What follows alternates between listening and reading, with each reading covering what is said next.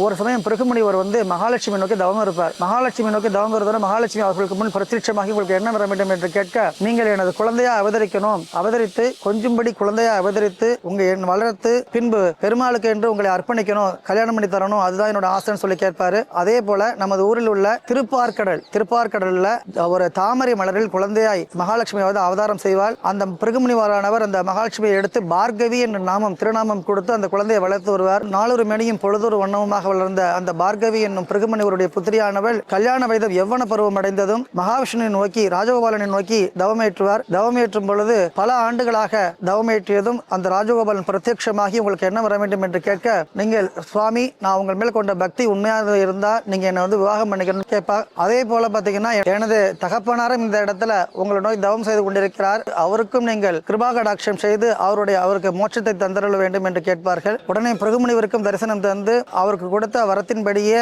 நமது பிருகுமுனிவருடைய புத்திரியான பார்கவியை திருமணம் செய்து கொண்டு அங்க சீராப்தி சயனன், சீராப்தி என்றால் பார்க்கடல், அங்க எப்படி சீராப்தி சயனனாய் காட்சி கொடுத்தாரோ அதுபோல பிருகுமுனிவருக்கு அதே திருப்பார்கடல்ல சீராப்தி சயனனாய் காட்சி கொடுப்பார். அப்படிப்பட்ட மகாலட்சுமி ஆனவள் தானே பிருகுமுனிவருடைய புத்திரியை அவதரித்து தனது தவத்தினால் பெருமாளை அடைந்த சேத்திரம் இந்த மன்னார்குடி. அப்படிப்பட்ட பெருமை பெற்ற ஊர்.